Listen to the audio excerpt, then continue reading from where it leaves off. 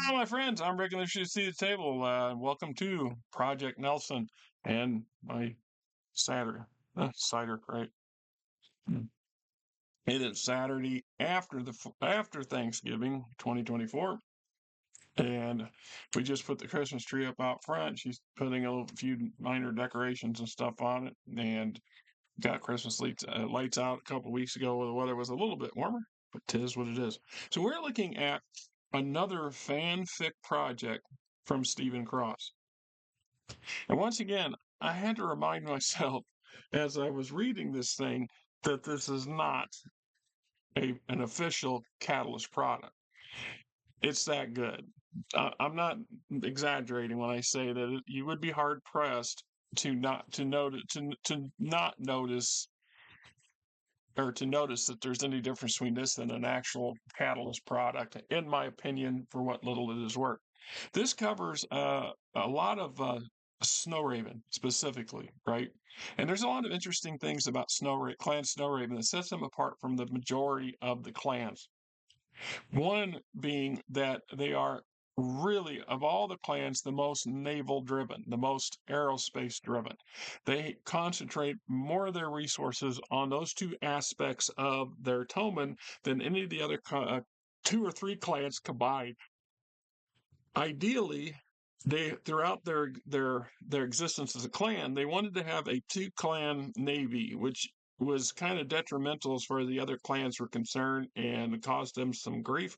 But the idea being is that the Snow Ravens wanted to be able to take on two of their rival clans' navies in force and have a significant chance or reasonable chance of beating them, which put them into an interesting conundrum or an interesting place. Another thing about the Snow Ravens is, once again, it was one of these backstop clans that didn't get a lot of press, didn't get a lot of love from the creators over the decades, and we know that at some point they removed themselves from the clan homeworlds and translocated their clan, or as much of it as they could, to the Outworlds Alliance, and then formed the Raven Alliance, or whatever the hell they call it out there these days. And the ground in between is sparse, not so much in the way of filler for us to know what was going on. It's like Project Zerkoff did for Hell's Horses, Project Nelson did for Clan Snow Raven, and it would be nice if all the clans had gotten something similar to this at one point or another, because it just gives the player base something concrete to function out of if they want to operate this clan as a whole. Once again, I run into an issue with the print, and I double checked the Xerox machine, and it's just printing every other page inverted. And like I said, there was a process I had to do when I was scanning my pages to create my very first attempt at a PDF for my Interstellar Frontiers, and I don't remember what it was I had to tag during the scanning phase to get them to form up correctly. But it doesn't matter, because you can, like I said, I just kind of was doing this and doing this. The other downside with this, what happens when this occurs, of course, is I have to learn to read from right to left. So you read the right page first and then invert to get to the left page. And then you have to remember to re-invert it when you turn the pages so you don't go the wrong way. And so what we get is that Clan Snow Ravens at one point early on did a series of naval war exercises and discovered a lot of woefully inadequate issues. Some of these stemming from, warships that just had issues from the Star League era that never got addressed, and then there's the issues of age and not so much improper maintenance, just general lack thereof. When you mothball a fleet, it's mothballed for a reason. And there's a reason why it takes a long time to reactivate mothballed ships. They can be reactivated faster than building a new one, yes, but there's some offsets to it too.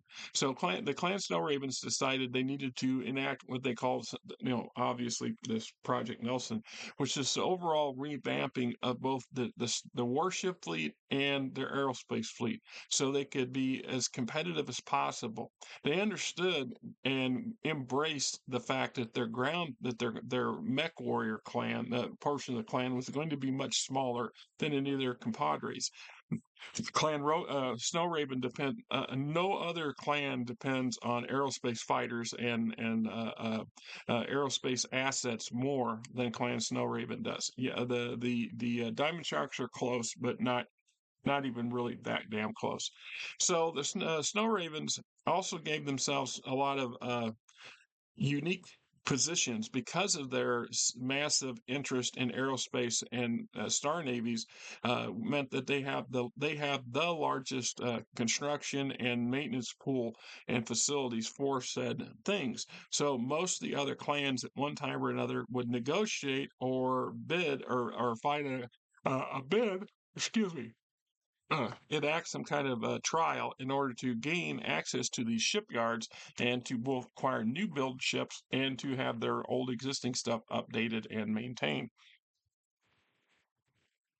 Which once again puts the Snow Ravens in an advantage over everybody else, because I imagine they have a good look at what their sister clans warships are like in condition wise, and make notes of that. So if future conflicts were to occur, kind of stuff. There's so much in here, it's hard to just sit down and pick any one particular place. They talk about the clan and them and the Ghost Bears locating the Tanatite worlds and the Tanite Gold Rush at 2998. So we talk about that, how they found themselves a really asteroid rich, environment rich, which was ironic or interesting because one of the somewhat semi-frequent, maybe 1 out of 20, odds are 1 out of 20 popping up during exploration phase in my Interstellar Frontiers game. When you're exploring star systems for the first time, there's about a 15 to 20% chance that you're just going to find a bunch of asteroid fields, and I've had players come up and poo-poo this. Well, that's just not worth nothing. I said, if you look at the fine print there, you'll notice that these are just treasure troves of easily accessible minerals. So they have twice as many options or opportunities to find minerals and for exploiting them than they would on regular planets and things like this. So I just found that as an interesting thing. So at the core, Project Nelson is the SLDF's Project 2800, a comprehensive upgrading and updating of the Star League Navy to keep its ships capable of facing external threats in the inner sphere. This wide-ranging project had been approved in 2745, authorized for first series upgrades and refits for existing classes, second slew of new design and classes to be commissioned. Many clan warships are from this era, but most were what the 28 program called Block 1A upgrades, which tended to be minor upgrades to anti-warship weapons, improved armor plating, augmented anti-fighter defenses. However, many more were simply unrefitted ships, which were at a lower priority targets for the SDS drones and weapon batteries during the Amherst Civil War. A bare handful of ships from the Block 2 or 3 upgrades. Indeed, there are only 6 Block 3 types in clan space, and one of those is the flagship of General Kerensky, which served as a tomb for the Great Father. So you just get a gist of what's going on. And like I said, the read on this is phenomenal. This is very, very well done, very well thought out. There's a lot of information in here. We go into a section about the fleet evolutions 1 and 2, the birth of the Admiralty in relation to the Ravens. One of the things the Ravens came similar to, I imagine, similar to what Clan Hell Horses was having issues. When you have a infantry heavy combat unit for the Hell's Horses discovered, they needed to have a expanded or a different understanding on the hierarchy of command that's normal from the clans. And so the Snow Ravens ran themselves into a similar situation, except in a naval contingent. So when you have a whole slew of ship captains who are conceivably independent and think that way, getting them to work on as a coordinated team is a bit of a challenge. It can be like herding damn fish, and some people, or herding birds in the case of the snow ravens. So it can be a challenge, and that's one of the things that they attempt to address. Snow ravens do via this particular supplement, and it's we get into sections on what was it going on? Naval weapons, naval Gauss rifles, naval particle projection cannon. Had a little trouble getting the binder to not bind too damn close to the edges. Naval lasers, autocannons, so on and so forth. Cameron battle cruisers, frigate destroyers, corvettes. Breaks down what is called the SLDF, called the initial Block 1A upgrade, the Crumpney class. And this is one of the more common refits as the simplest and cheapest. Block 2 and 2A upgrades, the Sovereignty and the Kara class, respectively, were more extensive. All right, going on about trying to bring some of these things up to some equivalent to modern technology, right? So going down through some of the specifics, the Fidessa Corvette, Cameron class battle cruiser, Soviet Sasuke Savuz class heavy. I never could pronounce that damn word. And goes on Texas, Night Lord, McKenna, right? Right, lots of good stuff in here. We get into and the artwork once again, Palogi specials, however you want to call it. Excellent artwork, some really good stuff in here, and it's amazing how much stuff this man is able to crank out over his lifetime. I mean, I can only speculate, but he gets better with every year, without a doubt. Here's a conflict, Project Nelson. There's a breakdown of their battle stars. The Clan Snow Ravens, the Belladonna Strike Star, the Blackbeard Strike Star, Brim Naval Assault Star, Ice Storm Assault Star. By no means, or by any means, these guys had the most heart-pounding navy of all the clans, and would have been. I guess it's probably the fact that they didn't. Excuse me. The fact that they did not. Invade or was part of the initial clan invasion of the inner sphere and the subjective failures of the follow-up for the clans. The Snow Ravens did not lose as much of their navy forces as some of the bigger more aggressive clans did, and that leaves them even in a stronger position than where they were before when it comes to that sort of stuff. It also gives them kind of a unique position, as in there's really no forces individually that can challenge Snow Raven's navy to a one-on-one stand-up fight. No one, it would be stupid. You'd have to be extremely desperate to sacrifice any of your naval warships.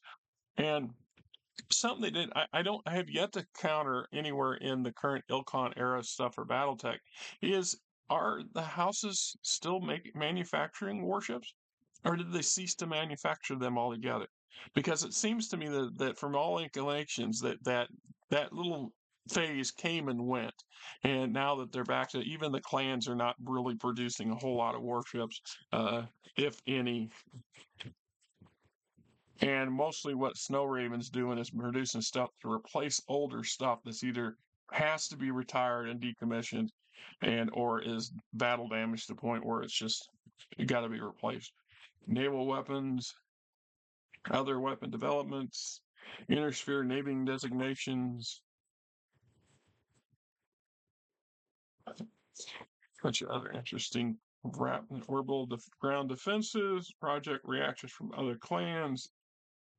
Under their strict codes of honor, the clans as a whole didn't assign any value to orbital ground defenses. This is mostly due to the clan's way of war focusing almost entirely on the offensive and using of maneuver warfare. This didn't mean the defensive structures were ignored, but compared to the inner spirit defensive emplacements or famous Castle Bryans of the SLDF, clans' defensive positions seem to be far smaller in scale and scope, which goes without saying. Their system of combat precludes them having a real worry of mass invasion of any scale. So, it is what it is. The various clan breakdowns and how their navy pertains: clan Fire Mandels, Ghost Bears, Glass Scorpions, so on and so forth. All right.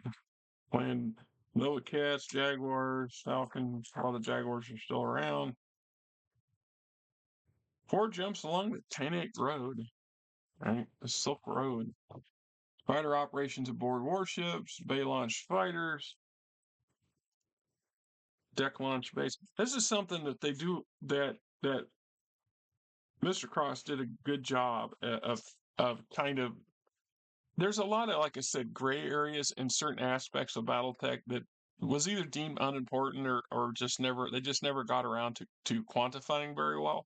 And so what he did here is expanded on what little information we know of in canon for how starship operations like aerospace fighters. And so we talk about the inclusion of launch bays aboard larger warships, usually heavy cruisers above. There will be dedicated launch bays, but importantly, talks about the process of launching and recovering aerospace craft in combat and not.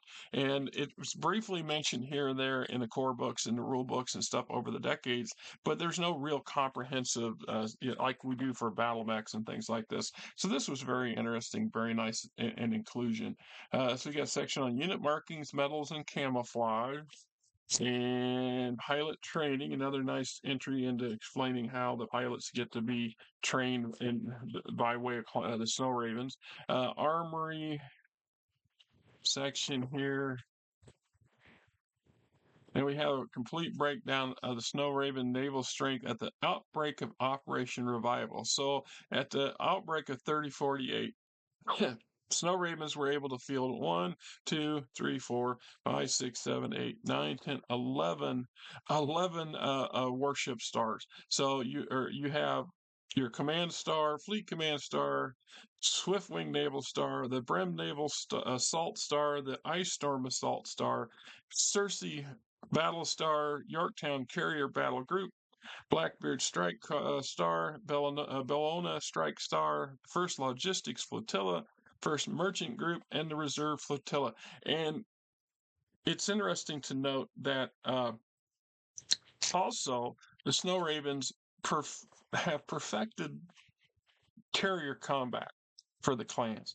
Very few clans, I believe, have the concept of carrier combat, where the Snow Ravens have got it down to a science. And it would be a pattern for what the Intersphere would also follow, assuming they had that. We get to some additional mechs and other devices that were created during this period. You can see some of the artwork on these are pretty fantastic. Yeah, they're upside down, I know. Roshan, Ashanti, some of these are upgraded SLDF designs, and some are brand new. We also had an entry in here on Space Marines. So basically, the clans have very little in the way of. They usually just use elemental forces or Soloma forces when they need to board ships and things like this. Having dedicated Marines is different.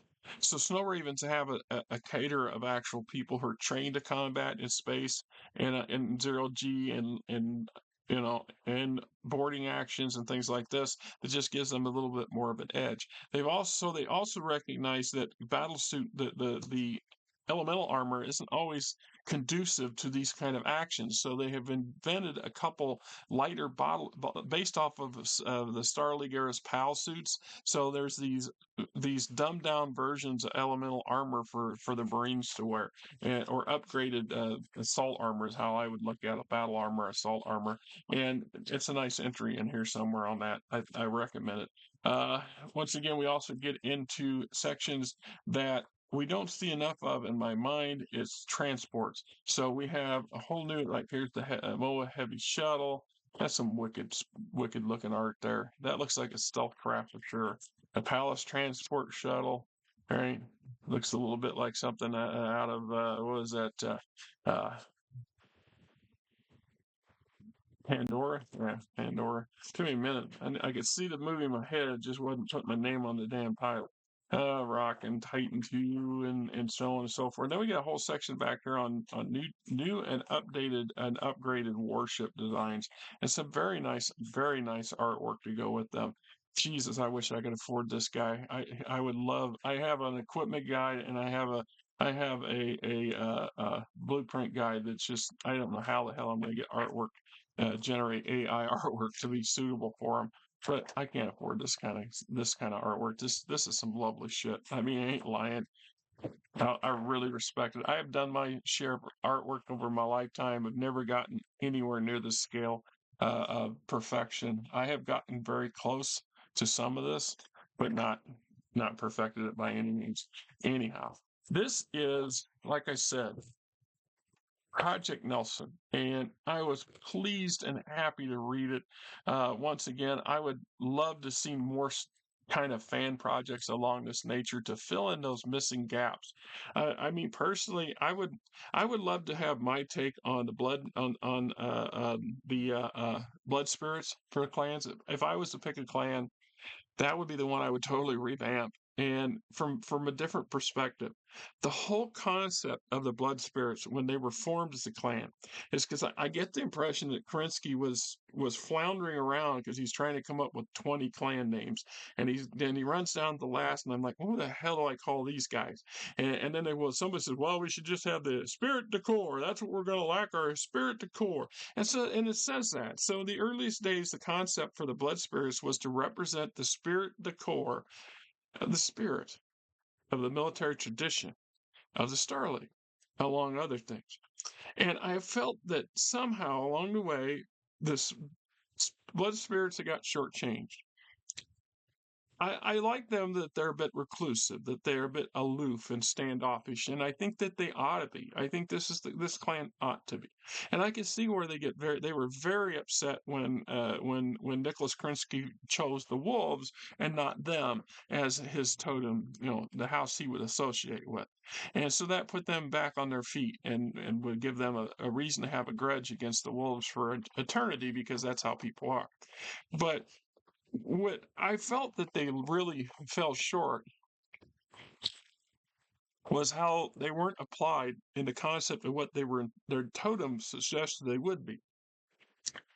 I would have thought that perhaps Clan Blood Spirit would be the rules lawyers for the clans, the police force for the clans, perhaps the one whose job is to keep the other clans in line to make sure that they adhere to the tenets and the spirit of Kerensky's teachings and not what they ended up turning out to. But that said, even with the way they did turn out, it would be a beautiful thing to have seen a book dedicated to that project and all the other clans as well. Anyway, I'm Rick. You're not. I will try to remember to post a link. If I don't, please somebody remind me to where you could get a free download, free PDFs of these things. Well worth having. Well worth an addition to your time and your table. Till next.